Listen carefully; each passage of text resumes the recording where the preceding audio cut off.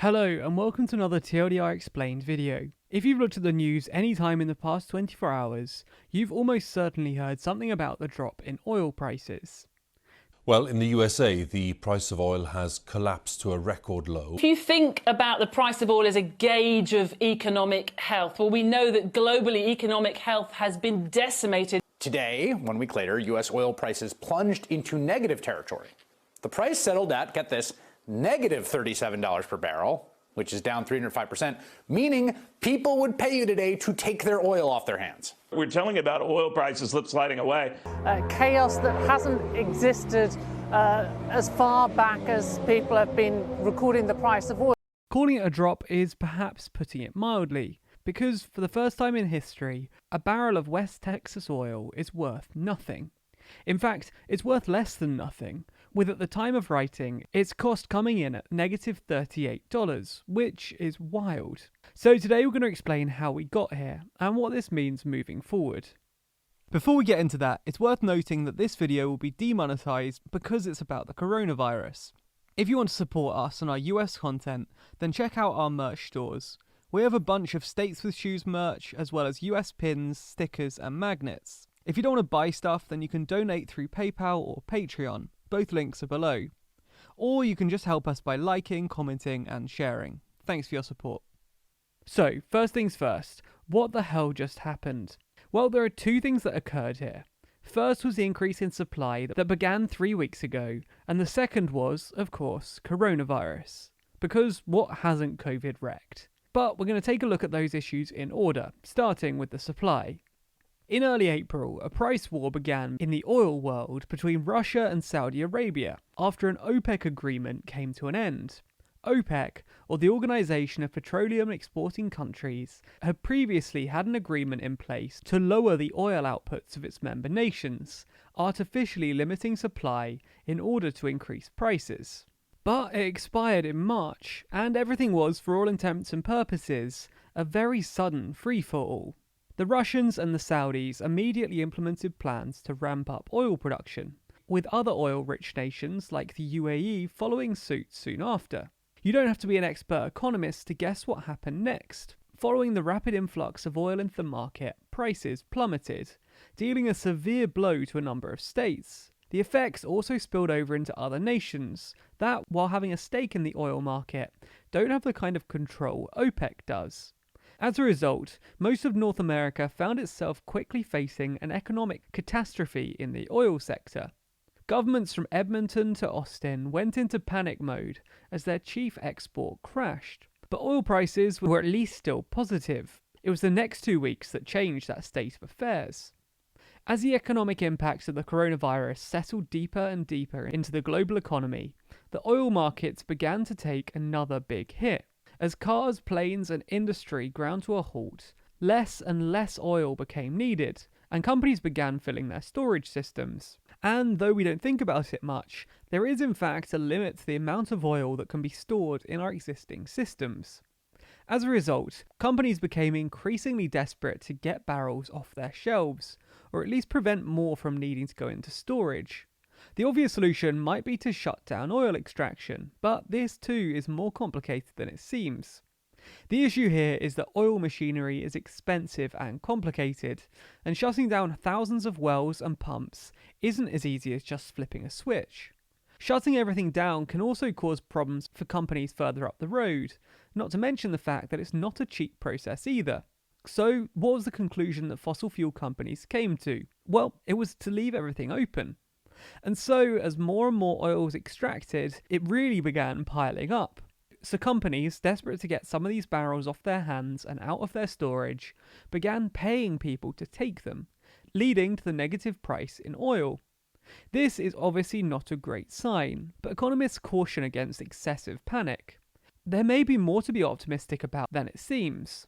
For starters, OPEC has been working towards a new deal to prevent the furthering of the price wars that foreshadowed this whole thing taking place. President Trump has also made a statement in his daily briefing on Monday on oil, specifically focusing on the issue of storage. And based on the record low price of oil that you've been seeing, it's at a level that's very interesting to a lot of people. We're filling up our national petroleum reserves, the strategic reserves, and we're looking to put as much as 75 million barrels into the reserves themselves. That would top it out. That would be first time in a long time it's been topped out. We'd get it for the right price. Essentially what he's advocating for here is an increase in the oil system, using the federal government's capacities, which he proposes to, for a price, loan to oil companies. This could help the price stay out of the negatives over the next few months, as companies become less desperate to sell off their supplies. The Department for Energy followed up on this, proposing to immediately open storage for 30 million barrels, with more to come later. But storage isn't the only potential area of improvement. There's also the bigger issue of the oil market as a whole. A recent Bloomberg article instructed people to take oil's plunge seriously, not literally. Essentially, this is because a large part of oil's sudden drop is due to a sort of system default. Oil is often purchased in futures contracts, which is basically a delayed purchase. These contracts are sold monthly, and often those buying at the end of the contract period will just buy oil from the next month's contract. Many people also sold off their May contracts to avoid having to find somewhere to store oil, given the aforementioned storage crisis. So while oil prices for May's futures contracts went down, June's are looking more optimistic. Economists still expect a large downturn in oil demand, but oil is at least expected to be worth something in the coming months. This is not to say that things are looking great for oil in the next few weeks though. The latest prices put the June contract oil value at around $20 a barrel, which is still very far from ideal for the economy. To be clear, we're not trying to make a statement about whether oil has a place in the modern economy here, nor are we trying to assert that oil is always going to be a part of the economy. But even if the US were suddenly to decide to transition to green energy tomorrow, oil would still massively impact the economy, simply because transitions take time. The simple fact is, whether we like it or not, the American economy is currently tied in large part to the fate of oil. As oil falls, so does the economy. The fares of oil also tend to spill over into other sectors of the economy, so while the energy industry took a hit on Monday, it wasn't the only sector hurt. There's also the issue of the wider market, which hasn't reacted particularly well to the oil situation. The Dow closed Monday down 2.4%, the worst drop since the beginning of April. Stocks across the board fell as well, with the Nasdaq and S&P falling by more than 1% each. This obviously isn't the first time the economy has fallen in the last month, with most of the world having a difficult year so far. But it's a worrying sign for those concerned about the energy industry. Even the expected $20 a barrel is a far cry from the price governments need to keep the oil sector, and therefore also the economy, holding strong. Many local governments are reliant on income from oil and will face a serious economic crisis in the coming months. The question then on the minds of some is that of duration.